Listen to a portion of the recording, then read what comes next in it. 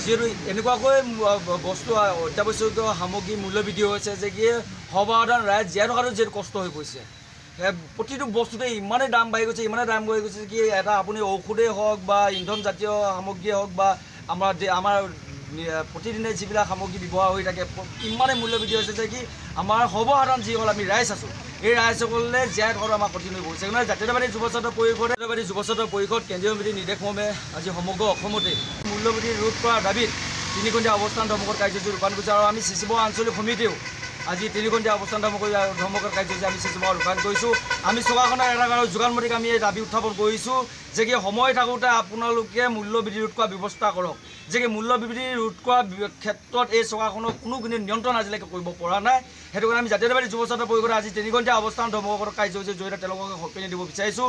যদি অতি সোনকালে যদি তেওঁলোকে মূল্যবৃদ্ধি ৰোধ নকৰে তেন্তে কিন্তু জাতীয়তাবাদী যুৱ ছাত্ৰ পৰিষদৰ সংগ্ৰাম কিন্তু তীব্ৰ হ'ব।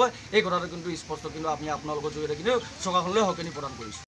যিহেতু এনেকুৱাকৈ বস্তু অত্যাৱশ্যকীয় সামগ্ৰী মূল্যবৃদ্ধি হৈছে যে কি সৰ্বসাধাৰণ ৰাইজ জীয়াই থকাটো যিহেতু কষ্ট হৈ পৰিছে।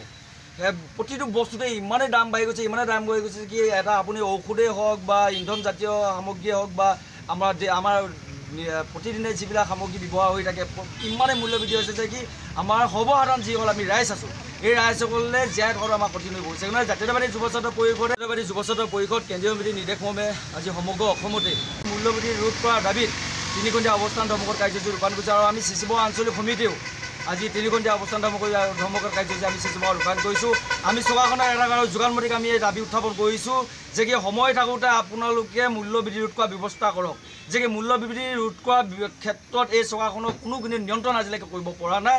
সেইটো কাৰণে আমি জাতীয়তাবাদী যুৱ ছাত্ৰ পৰিষদে আজি 3 ঘণ্টীয়া অৱস্থান ধৰ্মঘট কাৰ্যসূচীৰ জৰিয়তে তেওঁলোকক সঁপনি দিব বিচাৰিছোঁ। যদি অতি সোনকালে যদি তেওঁলোকে মূল্যবৃদ্ধি ৰোধ নকৰে তেন্তে কিন্তু জাতীয়তাবাদী যুৱ ছাত্ৰ পৰিষদৰ সংগ্ৰাম কিন্তু তীব্ৰ হ'ব। এই কথাটো কিন্তু স্পষ্ট কিন্তু আমি আপোনালোকৰ জৰিয়তে কিন্তু চৰকাৰখনলৈ সঁপনি প্ৰদান কৰিছোঁ। যিহেতু এনেকুৱাকৈ বস্তু অত্যাৱশ্যকীয় সামগ্ৰী মূল্যবৃদ্ধি হৈছে যে কি সৰ্বসাধাৰণ ৰাইজ জীয়াই থকাটো যিহেতু কষ্ট হৈ পৰিছে।